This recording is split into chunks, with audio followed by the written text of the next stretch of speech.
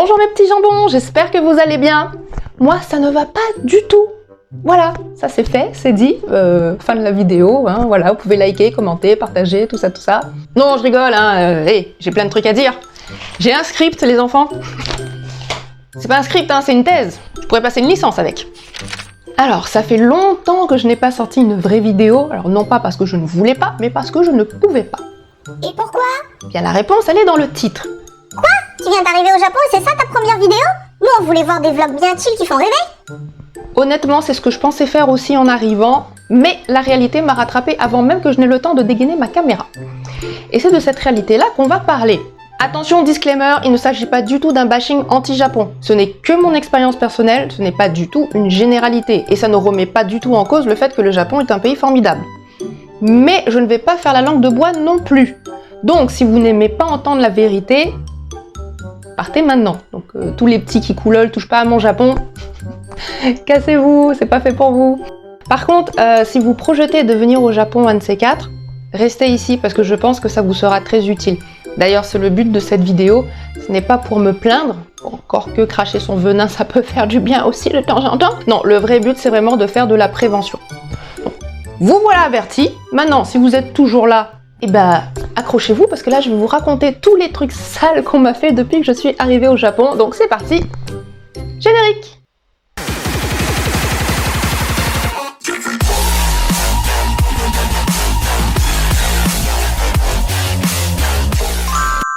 En fait, les problèmes ont commencé bien avant le départ. Donc, si vous pensiez que cette vidéo-là, c'était la fin des problèmes et que j'avais tout réglé, vous vous fourrez le doigt dans l'œil jusqu'au nombril. En fait, ce n'était que le début. Arrive le problème de la recherche de logement. Donc, l'école nous envoie une liste de logements étudiants avec un formulaire. Donc, on devait remplir le formulaire et mettre nos préférences dessus. Donc, 3 idéalement. Bon, moi, j'avais trouvé des trucs très bien. Jusque-là, nickel. Sauf que sur le formulaire, on nous demandait la date d'arrivée, dans quel aéroport et le numéro de vol. Sauf que, au moment où nous envoyait ce formulaire, les frontières n'étaient pas encore ouvertes.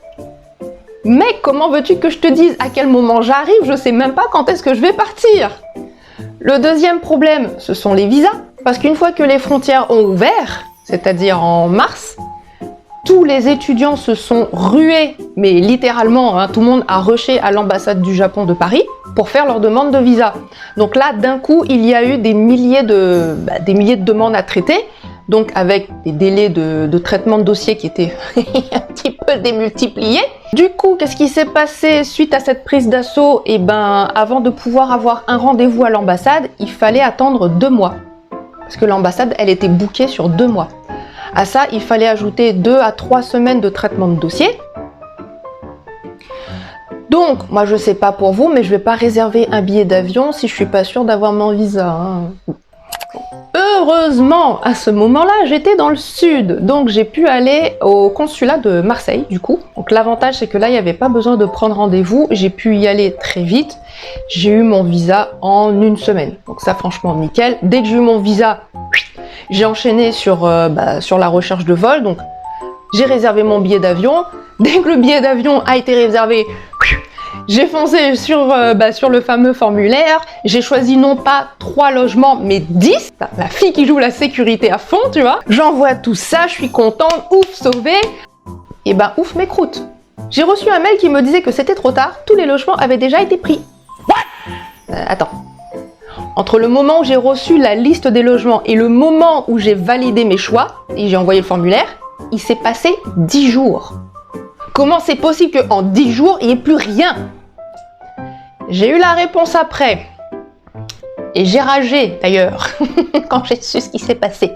Donc en fait, j'en ai parlé avec une fille qui suivait les cours en ligne avec moi. Alors, pour resituer dans le contexte, moi j'ai arrêté les cours en ligne en décembre, mais elle avait continué. Quand elle a vu le formulaire, elle a dit à la prof en cours directement, elle a demandé, elle a dit écoutez, il y a un souci, moi je peux pas remplir le formulaire, j'ai pas de billet d'avion. Et la prof lui a répondu ah non, mais c'est pas grave, hein. Tu peux mettre une date random, histoire de bloquer le logement, et quand tu auras ton billet d'avion, plus tard, tu pourras mettre la vraie date. Attends, il suffisait d'antidater le document? Oui. Et personne personne n'a jugé utile de me le dire. Donc je résume, tous ceux qui suivaient les cours en ligne, ils ont eu l'information, donc ils ont rushé comme des malades pour bloquer tous les logements, et du coup, c'est pour ça qu'en quelques jours, tout a été pris. Et moi, je me suis retrouvée le bec dans l'eau, pourquoi? Parce que eux, ils avaient une information que moi, j'avais pas. Tu la sens l'injustice là ou pas? Je me démonte pas, je cherche d'autres logements, j'en trouve, j'envoie des mails, et là, on me répond: désolé, notre share house ne reçoit que des étudiants de 18 à 39 ans. Vous êtes sérieux là? Merci de me faire sentir aussi vieille, là d'un coup j'ai l'impression d'avoir 60 ans. Je cherche un autre logement, je trouve, et là on me dit: ah mais vous arrivez en juin, là c'est trop tôt pour réserver, revenez nous voir dans un mois. Ouais c'est ça, et dans un mois vous allez me dire que tout a été pris aussi. On me l'a déjà fait celle-là, hein?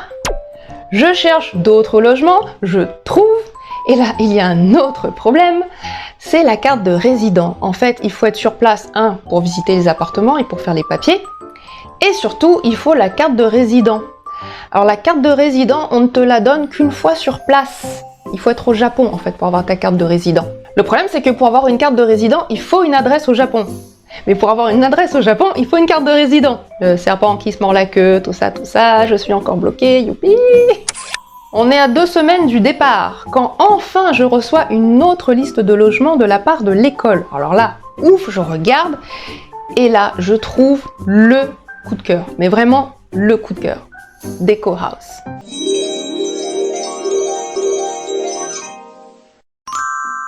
Alors, certes, c'est un petit peu cher, mais bon, les prestations sont quand même top, et puis surtout, ça me permet d'avoir un pied-à-terre quand j'arrive, et ça me permettra après, par la suite, une fois que j'aurai ma carte de résident, de pouvoir faire les démarches pour chercher un autre logement. Bon, moi, franchement, quand j'ai vu ça, je me voyais déjà en train de faire des vidéos sur mon logement, en mode ouais, vous avez vu comment c'est trop beau, viens ici les gens, c'est trop bien. Bon, la vérité, c'est que, très sincèrement, je vais les enterrer dans cette vidéo, mais vraiment, je vais les crucifier.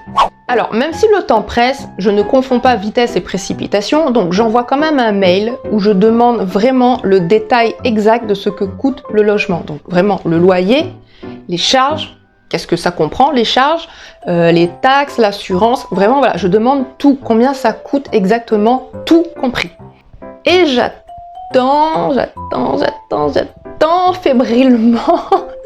On est à moins d'une semaine du départ, là je me vois déjà SDF au Japon, quand alléluia, je reçois le mail enfin. Donc là je reçois les tarifs. Alors, effectivement c'est un petit peu cher.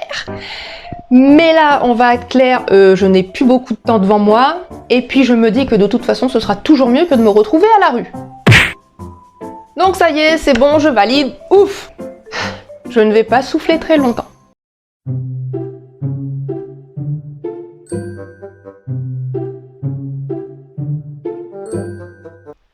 Bon, tu arrives à Osaka après un périple de 20 heures sans dormir, tu as ton propre poids en bagage et là tu dois te rendre à ton logement. Sauf que tu n'as pas internet, tu ne sais pas du tout comment t'y rendre. Comment faire?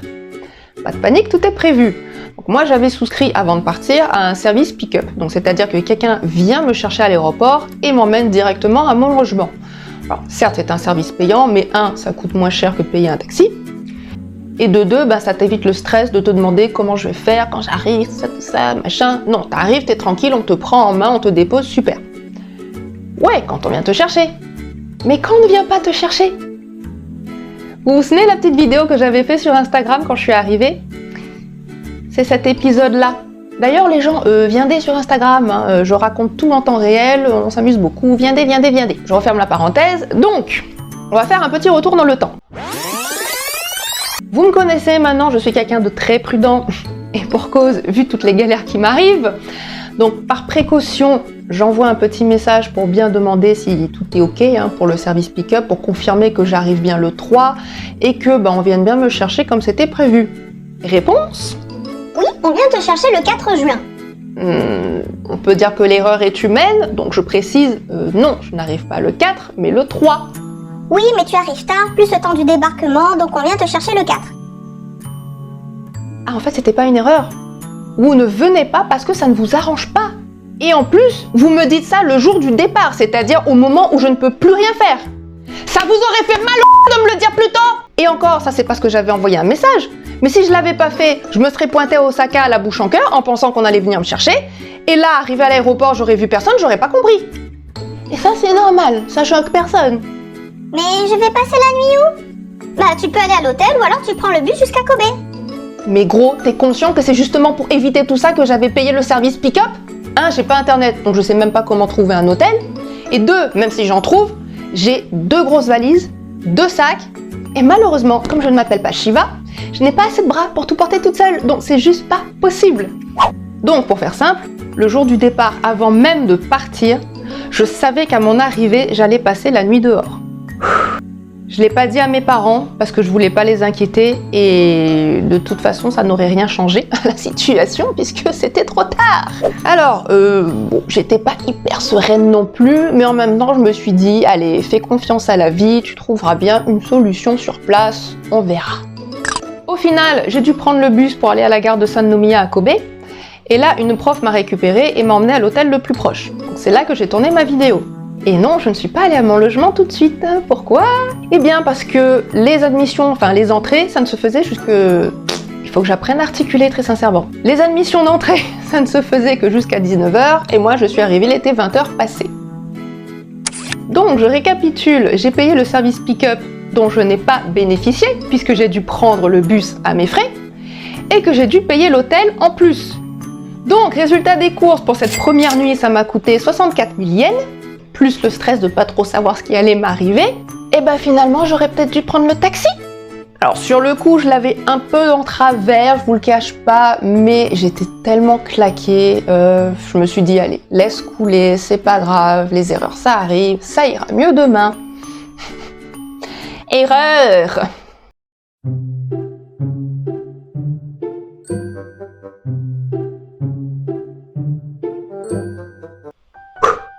Attention, c'est ici que la vraie arnaque commence. Alors, tout ce qu'il y a eu avant, on peut l'attribuer à de la négligence ou à autre chose. Par contre, tout ce dont je vais parler à partir de maintenant, ce sont des pratiques illégales. Alors, je sais pas si l'école est de connivence ou si les logements font ça en loose day, mais dans tous les cas, ce sont des escrocs. Je me suis fait carotter du début à la fin. Mais avant de parler de moi, on va faire un petit tour d'horizon des critères normaux d'un logement étudiant. Alors, c'est parti. 1. Le prix.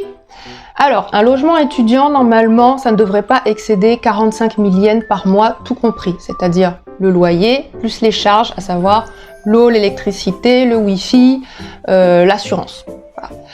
Pour information, dans le Kansai, normalement, c'est 30 000 yens maximum. Donc, toutes les share houses qui vous proposent des placards à balai à 60 000 voire 80 000 yens par mois, c'est du vol. Ensuite, le Reikin ou le Key-money. Alors ça, c'est quoi? Le Key-money, ça, c'est ce qu'on vous demande au moment de la signature du contrat de location. Donc, ça ne se paye qu'en une seule fois. Retenez bien cette information. Et on ne demande jamais de Key-money pour un logement étudiant. C'est uniquement pour les appartements normaux. Ah oui, alors numéro 3. Normalement, dans un logement étudiant, on ne vous demande pas de payer plusieurs mois de loyer. Ça, c'est uniquement pour les appartements normaux. Mais dans un logement étudiant, on ne vous demande pas de verser 3 mois de loyer d'un coup. 4. Les frais cachés. Alors, sachez qu'il est interdit de vous faire payer des charges supplémentaires après la signature du contrat. Donc, une fois que vous avez payé, on n'a pas le droit de vous faire payer des choses en plus. Alors, si vous avez déjà loué un logement étudiant au Japon, et si vous reconnaissez un ou plusieurs de ces critères, sachez que vous vous êtes fait enfler. Et si vous êtes en train de chercher un logement étudiant, et que vous reconnaissez un ou plusieurs de ces critères, fuyez! Sachez que vous, chers petits étudiants qui rêvez de vivre au Japon, vous êtes une vraie manne pour tous les profiteurs des voyages études parce qu'ils ont bien compris qu'il y avait des petits billets à gratter. Donc ils gonflent les prix au maximum et c'est à cause de ces gens-là, entre autres, qu'on a l'image du Japon qui est un pays très cher. Or, c'est faux. On peut très bien se loger pour pas cher. Votre ignorance vous rend vulnérable et ça, ils le savent très bien. Vous êtes un étranger, vous ne parlez pas la langue, vous êtes obligé de vous fier à vos interlocuteurs. Alors que ce soit les organismes qui organisent les voyages études, les écoles ou les partenaires logements, ils savent que vous êtes obligé de leur faire confiance. Parce que vous ne savez pas lire ce qui est écrit sur un contrat. Par exemple, si c'est écrit que tu as le droit de faire caca uniquement entre 14h et 15h, et qu'à partir de 15 h, à chaque fois que tu tireras la chasse d'eau, ça te sera facturé 500 yens, bah tu le sais pas, tu signes. Et puis un jour, tu recevras une facture et tu comprendras pas d'où ça vient. Autre chose aussi, ils ont le chic pour te mettre au pied du mur. C'est-à-dire qu'il y a des informations qu'ils ne vont pas te donner et tu vas les découvrir au moment où tu vas signer le contrat. Donc là, c'est trop tard en fait, tu peux plus reculer. Tu n'as pas le temps de réfléchir à ce qui se passe. Et le temps que tu comprennes, bah c'est trop tard parce que tu as déjà signé, tu as déjà payé. Donc je résume, abuser de la confiance des gens, cacher des informations et te mettre au pied du mur, ça c'est de la vente forcée. C'est très malhonnête. Maintenant qu'on a planté le décor, parlons de mon logement. Alors là, je vais la faire très courte. Tout ce que je vous ai dit avant, tout, on me l'a fait. Absolument tout. Alors, je redégaine mes petites notes. Non, il y en a trop, hein, je peux pas le faire de mémoire. Je vais peut-être prendre mes lunettes d'ailleurs. Elles sont où? Alors, c'est parti. Les mois de loyer en avance. On m'a demandé de régler les 3 mois de loyer dès mon arrivée. Mais ça, ils ne me l'ont pas dit quand j'étais en France. Ils me l'ont dit au moment où je suis arrivée. Parce que moi, si on me l'avait dit avant, j'aurais refusé tout de suite, j'aurais cherché un autre logement. Mais là, comme j'étais effectivement au pied du mur, j'allais pas sortir de là avec mes valises et me dire « Ben non, je signe pas chez vous et je me barre et je me retrouve dehors ». Donc, j'ai dû payer les 3 mois de loyer, ce qui fait que j'ai englouti toutes mes économies dès la première journée. Je sais pas si vous vous rendez compte, je suis au Japon depuis moins de 24 heures et j'ai déjà plus une thune. Je n'ai même pas de quoi m'acheter à manger. Est-ce que vous trouvez que c'est normal de saigner un étudiant qui vient d'arriver? Je vous laisse en juger. Le kimono. Alors là, accrochez-vous, non seulement ils m'ont demandé le kimono, mais ils en demandent même 2. Un à l'arrivée et le deuxième au bout de 4 mois. Frère, comment tu justifies un deuxième kimono? Je veux dire, tu m'as déjà donné les clés, tu les as pas repris pour me les redonner, je suis pas partie. Et puis le prix, les gens. Parce que oui, attends, parlons-en du loyer. Que je paye 80 000 yens par mois. Ouais, mais tu savais que t'allais payer ce prix-là, de quoi tu te plains? Ah mais non, je ne le savais pas du tout. Pourquoi? Eh bien parce qu'ils m'ont fait l'arnaque numéro 4. Les frais cachés. Alors, l'assurance et l'électricité n'étaient pas inclus. Et ça non plus, je ne le savais pas. En fait, je l'ai appris une semaine après mon arrivée. J'étais contente. Et alors, j'aime autant vous dire qu'ils se sont pas mouchés dans la colle au niveau du prix de l'assurance. Je paye 9 000 yens.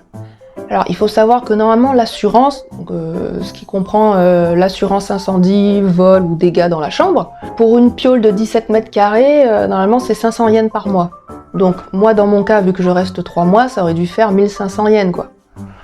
Alors, comment est-ce qu'ils justifient ce prix? Eh bien, en fait, c'est un prix à l'année. Ouais, mais moi, je reste pas 1 an, je reste 3 mois. Bah ouais, en fait, non, c'est un prix fixe. Que tu restes 1 semaine ou 1 an, c'est pareil, c'est le même prix. Ok. Et vous vous souvenez? Avant de partir, j'avais bien demandé le prix exact du logement. J'avais bien demandé le loyer, les charges, l'assurance, tout. Donc moi, quand on m'a envoyé le document avec le prix, c'était censé être le prix global, tout compris. L'assurance et l'électricité, ce n'était pas mentionné que c'était en plus. Donc concrètement, le prix que je paye est plus élevé que celui qui était prévu au départ. Alors, je sais pas comment vous appelez ça, mais cacher des informations sur les prix, surtout quand le client te les demande explicitement, ça s'appelle un mensonge. Et faire payer des frais en plus que ce qui était annoncé, ça s'appelle du vol. En d'autres termes, c'est de l'escroquerie. Inutile de vous dire que depuis que j'ai appris que l'électricité n'était pas inclus dans le loyer, j'y vais mollo sur la lumière, j'hésite avant d'appuyer sur l'interrupteur parce que je ne sais pas du tout combien ça va me coûter à la fin du mois. Bon, est-ce que c'est fini? Bien sûr que non! Ils n'ont pas fini de me plumer. Internet. Alors, à ce prix-là, moi je m'attendais quand même à avoir Internet dans ma chambre. Que nenni! Internet, ce n'est que dans le salon commun, qui est au rez-de-chaussée. Donc à chaque fois que je dois me servir d'internet, c'est-à-dire tout le temps, je dois me taper les 7 étages. Mais avant de vous raconter la suite, laissez-moi vous préciser une petite chose. Dans les charges, il y a le live support. Alors le live support, c'est grosso modo l'utilisation des espaces communs et des équipements communs. Donc, en l'occurrence, ce fameux salon. Retenez bien cette information. Eh bien, sachez que je ne suis pas autorisée à utiliser ce salon quand je veux. Alors, comment est-ce que je l'ai découvert? C'était un soir où j'arrivais pas à dormir. Du coup, au lieu de tourner en rond dans mon lit, je me suis dit, je vais descendre et puis je vais résoudre quelques petits problèmes administratifs, en l'occurrence avec ma banque. Non, non, non, non, non, non, non. On m'a dégagée, soi-disant parce que c'était plus l'heure. Mais l'heure de quoi, espèce de connasse? C'est pas le dernier métro aussi? Y a personne. Toutes les lumières sont allumées. Ma présence ne change absolument rien. Ça ne vous coûte rien. Et même si ça vous coûtait quelque chose, j'ai envie de dire, c'est pas grave puisque je le paye. Vous savez, le live support, l'utilisation des espaces en commun. Autrement dit, ton putain de salon en open space, je le paye. C'est déjà scandaleux qu'au prix où je paye ma chambre, je n'ai pas le Wi-Fi. Mais en plus, tu oses me gicler du seul endroit où j'ai une connexion internet? Mais va te faire cuire le cul! Peggy 18. Par contre, le jour où tu as encaissé mon pognon, j'étais pas indésirable dans le salon. Cerise sur le gâteau, bonbon piment sur le rougail saucisse. Le Wi-Fi ne marche pas sur mon PC, donc je ne peux pas travailler. Quand j'en ai parlé, est-ce que vous croyez qu'ils ont fait quelque chose? Est-ce que vous pensez qu'ils ont cherché une solution pour me dépanner? Non. Notre matos ne marche pas? Tu n'as qu'à t'acheter un routeur hors de prix, mais nous on ne fera rien pour toi. Voilà pourquoi je ne peux pas me servir de mon ordinateur et voilà pourquoi je ne pouvais pas faire de vidéos. Je ne peux pas les monter, je ne peux pas les uploader sans internet. Bref, chaque jour qui passe, je découvre une nouvelle dépense qui s'ajoute aux précédentes et qui n'était évidemment pas prévue dans mon budget. Je ne sais pas ce sera quoi la prochaine, je sais pas, peut-être qu'ils vont me prendre une taxe sur l'air. Je sais pas, tout est possible, ou peut-être qu'ils vont me faire payer le gel hydroalcoolique qui est à l'entrée.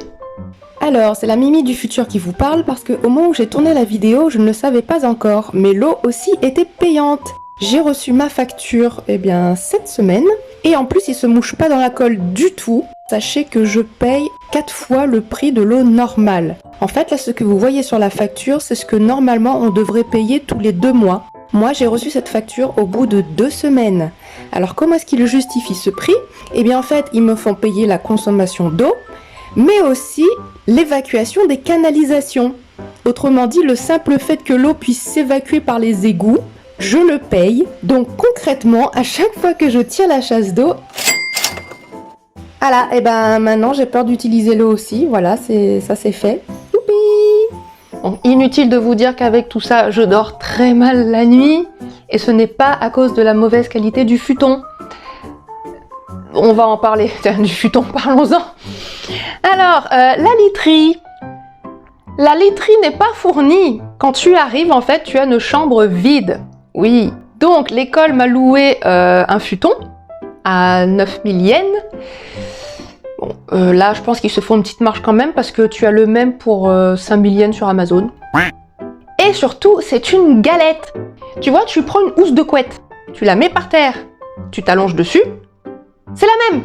Je me suis démoli le dos. Du coup, j'ai dû acheter un autre futon. À mes frais, encore une fois, avec le pognon que je n'ai pas, sachant que je suis déjà hors budget.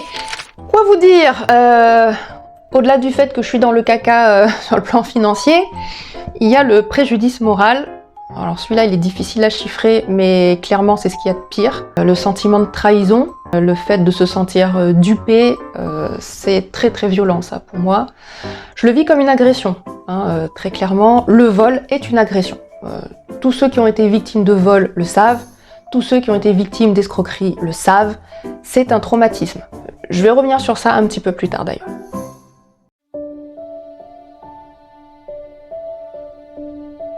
À chaque fois qu'on m'a posé cette question, Alors, ça fait quoi d'être au Japon? Tu dois être trop contente?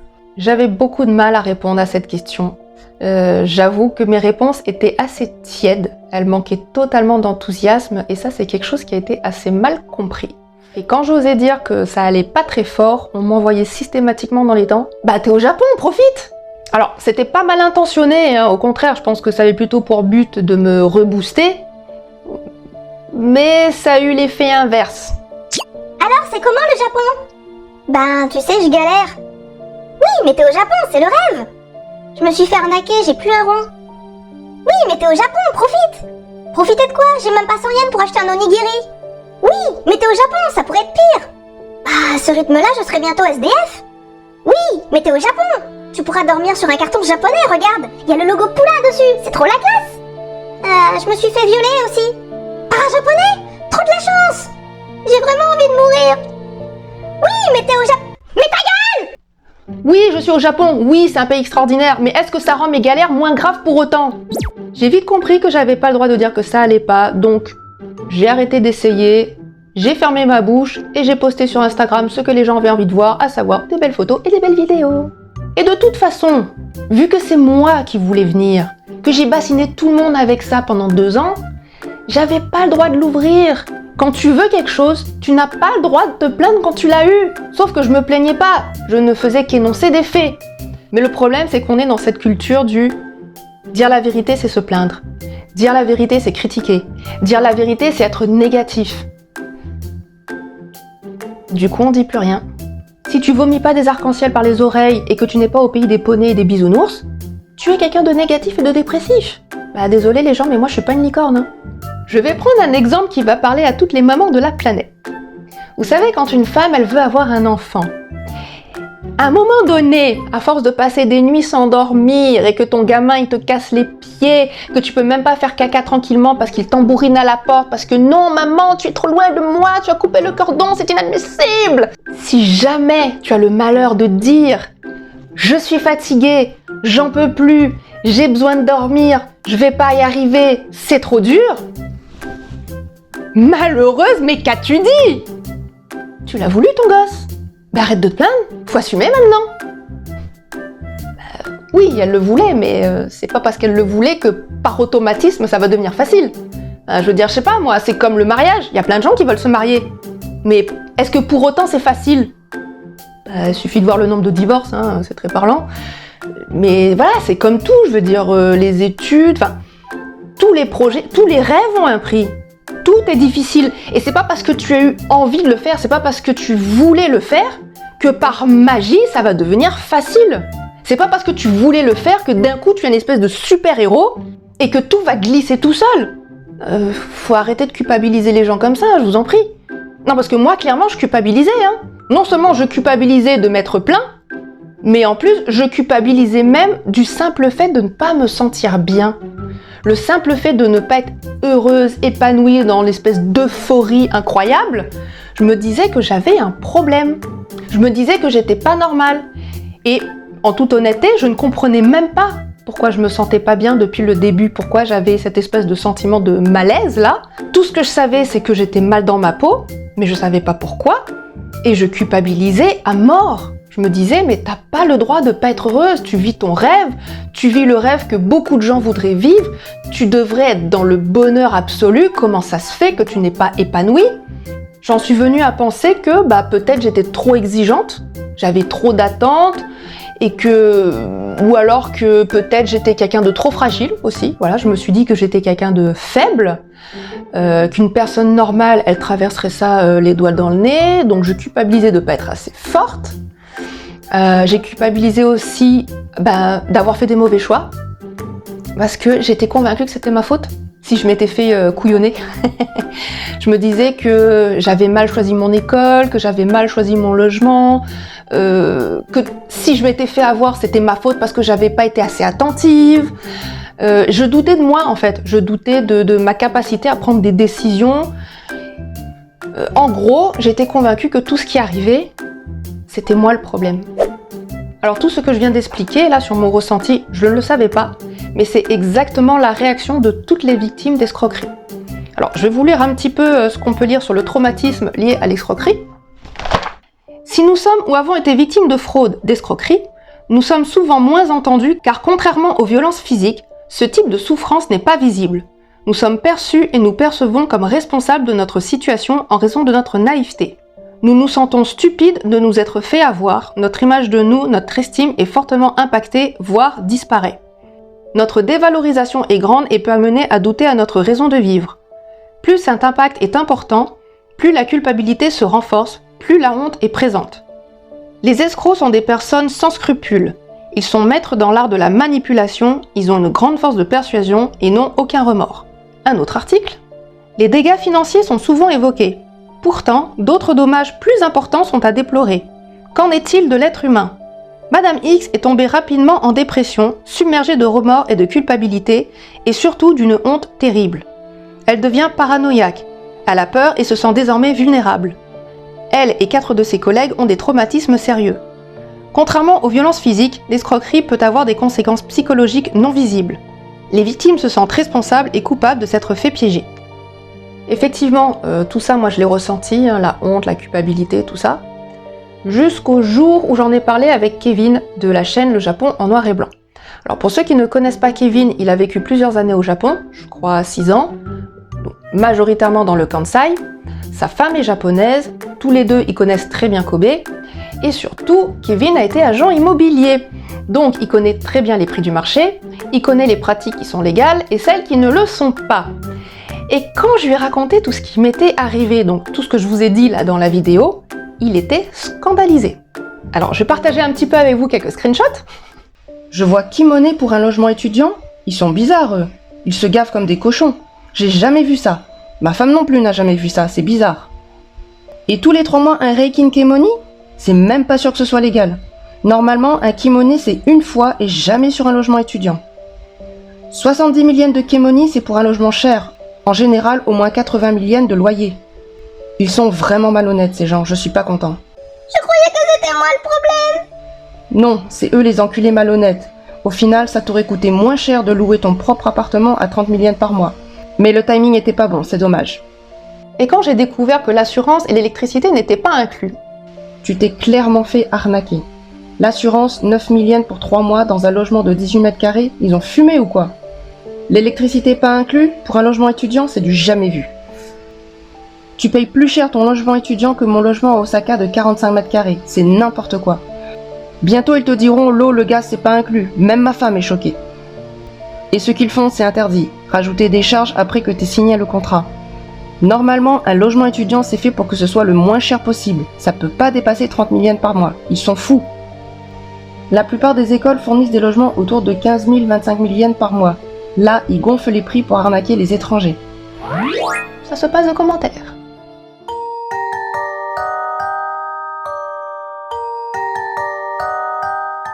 Est-ce que je regrette d'être venue au Japon? Non. Est-ce que j'ai arrêté d'aimer le Japon? Non plus. Ce que je regrette, c'est d'être tombée sur des charlatans. Ce n'est pas le Japon le problème, ce sont les profiteurs. Ça, malheureusement, il y en a partout. Et là, c'est là-dessus où je veux en venir. Ce sont les marchands de rêves. Méfiez-vous des marchands de rêves.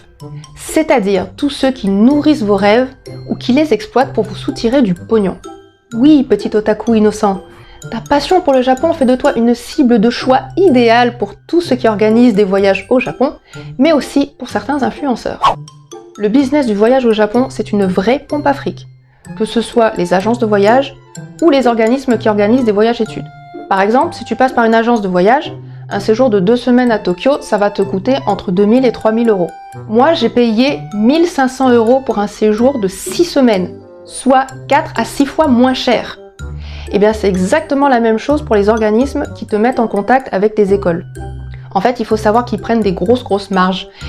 Et la conséquence directe, c'est que pour rester à flot, l'école, elle est obligée de gonfler ses prix parce que sinon elle coule. C'est pour ça que tu te retrouves à payer une école beaucoup plus chère que ce que ça devrait. C'est la même chose avec les partenaires logements pour les logements étudiants. Comme ils prennent aussi des grosses commissions dessus, eh bien les logements, ils sont obligés de monter leur prix parce que sinon ils louent à perte. Et c'est pour ça que du coup, tu payes ton loyer plus cher que si tu avais contacté ton logement toi-même. Alors, c'est vrai que tu payes le service. Bon, ça c'est normal, je veux dire, ils te mettent en contact, tu n'as pas besoin de chercher, donc c'est un gain de temps. Donc c'est normal de payer le service. Mais quand le service fait passer le prix du simple au double, voire au triple, là c'est clairement de l'abus. Pour illustrer mon propos, je vais vous lire le témoignage d'un blogueur qui a travaillé autrefois pour Gogo Nihon. Mais sachez que Gogoniron n'est pas le seul. Tous les autres organismes qui organisent des voyages études, c'est kiff-kiff.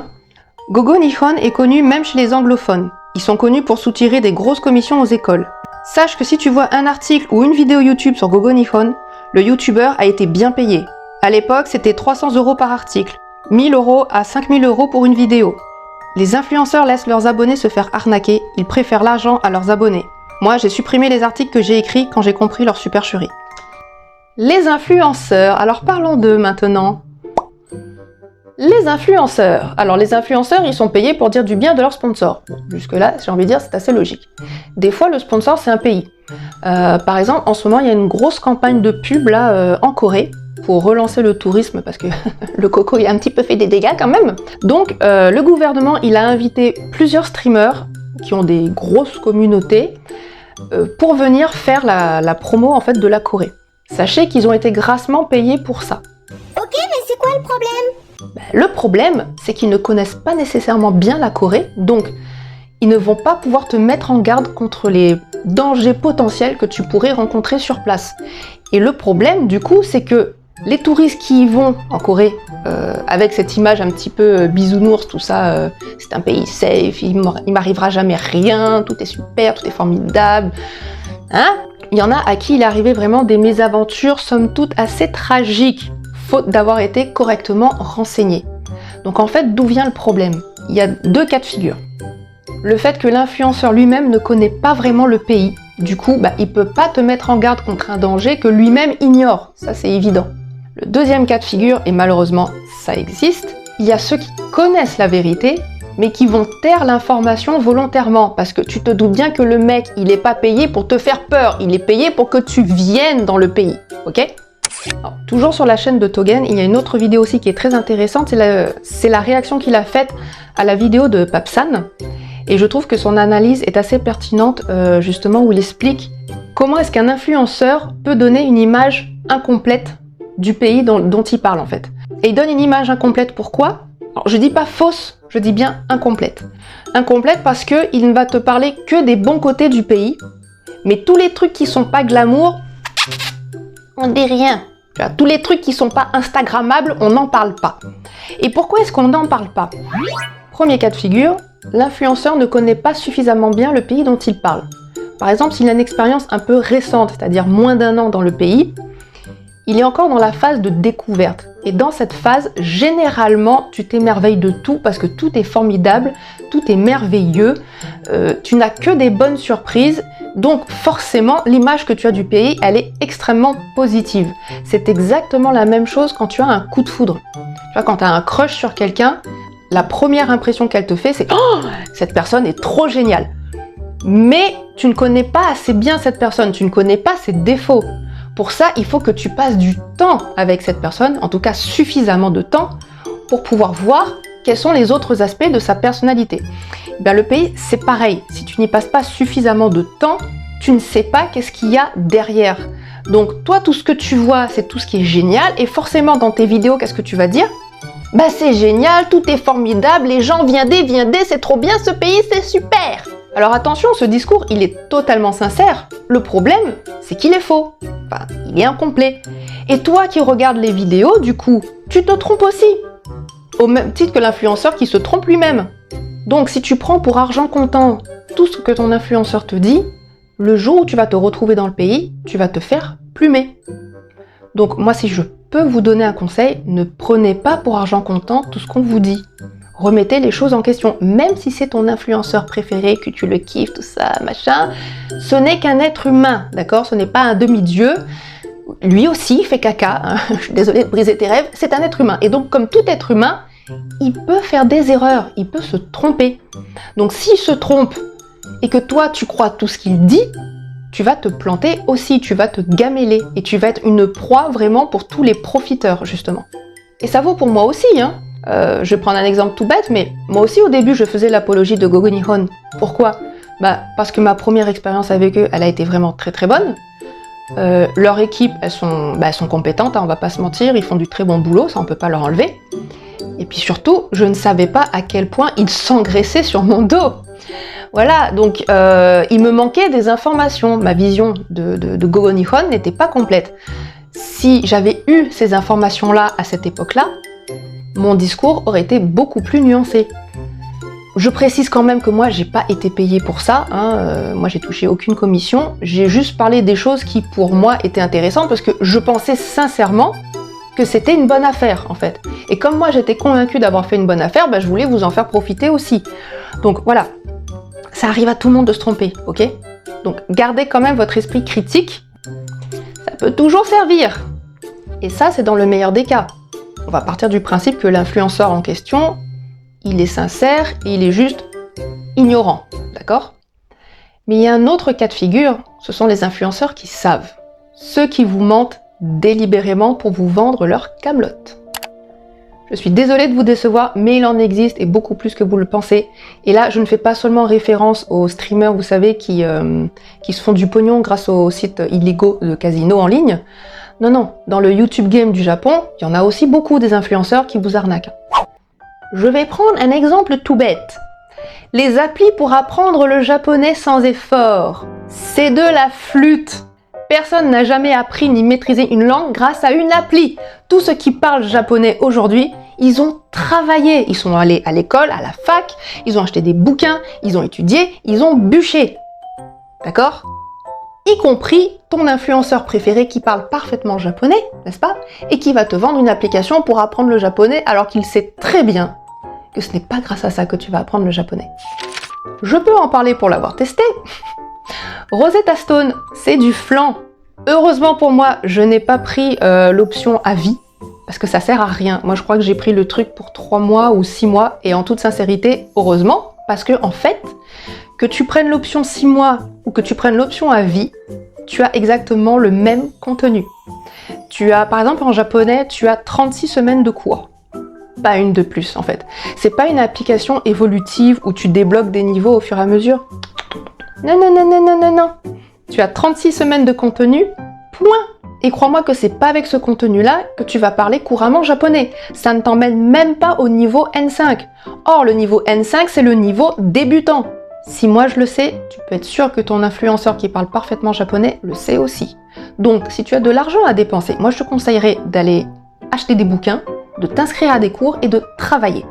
Parce que le rêve, justement, de devenir bilingue sans effort, c'est du pipeau. Ça ne marche pas. Si tu veux apprendre le japonais, il faut travailler. No pain, no gain. Donc méfiez-vous vraiment des marchands de rêve. Ils ne veulent pas votre bien, ils veulent votre pognon. Des abdos en béton sans faire d'effort ? Apprendre le japonais en regardant des animés ? Gagner du pognon en grattant des tickets ? Tout ça, c'est du rêve, les enfants. Tu veux du pognon ? Travaille. Tu veux apprendre à parler le japonais ? Travaille. Tu veux avoir un corps de rêve ? Travaille. Arrête de te gaver de Nutella et de cassoulet. Et accessoirement, ne mélange pas les deux, ça doit être assez dégueulasse. Et fais du sport. Ok, mais on fait comment pour aller au Japon du coup ? Alors, si tu veux aller au Japon, moi je te recommande sincèrement, surtout si tu as un petit budget, la formation que Kevin a faite qui s'appelle S'expatrier au Japon. Alors cette formation, justement, elle a été faite pour que tous les petits otaku puissent vivre leurs rêves sans se faire plumer. Genre, pas comme moi quoi. Il y a quoi dans cette formation ? Absolument tout. Comment trouver une école pas chère, comment trouver un logement pas cher, comment se meubler pas cher, comment s'habiller pas cher, choisir sa banque, choisir son forfait téléphonique, et tout un tas d'autres trucs. Bah pas cher ok, mais si c'est de la camelote...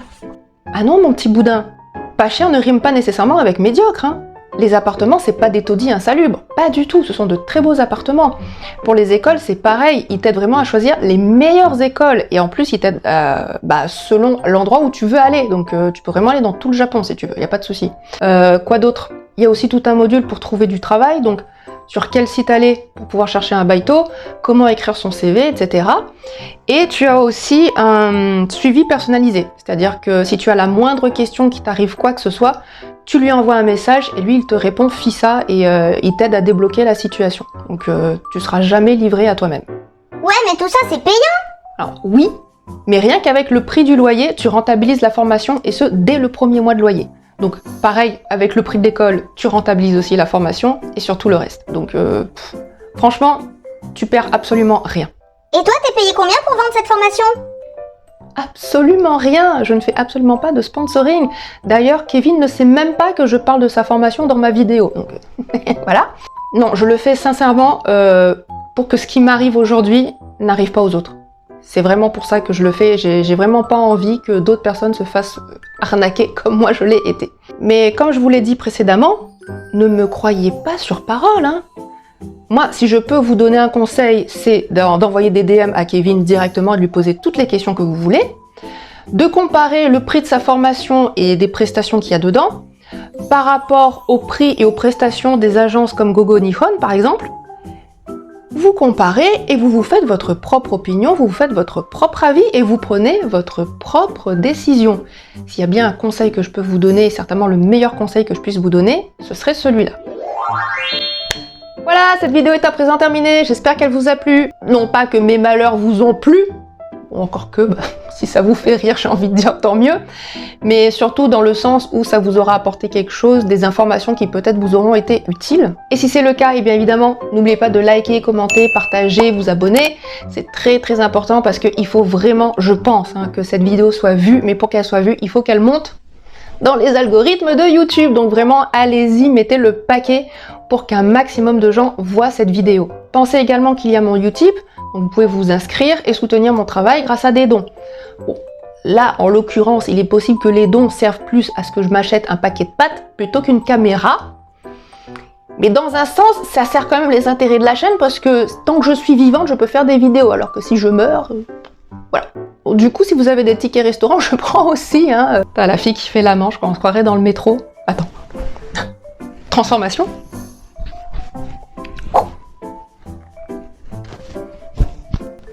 Argent, si vous avoir ticket restaurant, moi vouloir ticket restaurant. Vous avez vu le budget costume un peu? Digne de Spielberg, hein. Enfin bref, quoi qu'il arrive, ne perdez pas courage, n'abandonnez pas vos rêves, accrochez-vous, mais faites-le intelligemment, renseignez-vous bien avant de faire quoi que ce soit. Et si vous avez besoin d'en discuter, écoutez, l'espace commentaire est fait pour ça. D'ailleurs, si vous avez eu des expériences similaires ou si vous connaissez quelqu'un à qui c'est arrivé, ce genre de choses, allez-y, bombardez les commentaires parce que je pense que c'est important que les gens puissent s'exprimer sur le sujet. Déjà parce que ça fait du bien de pouvoir extérioriser tout ça et aussi parce que je pense que c'est important que les gens se sentent entendus et aussi ne se sentent pas seuls. Qu'ils puissent se dire non, je suis pas le seul à qui c'est arrivé, il y a d'autres personnes à qui c'est arrivé. Il y a un côté rassurant quand même quelque part de se dire je suis pas un imbécile, c'est juste qu'en face de moi il y a un système qui est très bien rodé, il y a des gens qui sont très forts et qui savent très bien ce qu'ils font et ce qui m'arrive, ça peut arriver à n'importe qui. Voilà, donc bien sûr, restez dans la bienveillance au niveau des commentaires s'il vous plaît, on ne bâche pas les gens. Ne t'inquiète pas, ça va bien se passer. Sur ce, moi je vous dis à très bientôt pour une prochaine vidéo. Enfin bientôt, ça dépend si j'ai encore de quoi manger dans une semaine et que je suis encore vivante. Allez, je vous dis à très bientôt, bisous les jambons.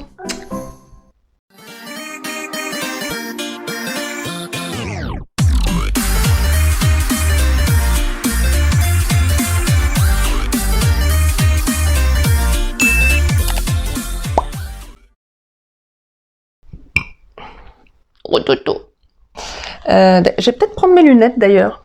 Elles sont où?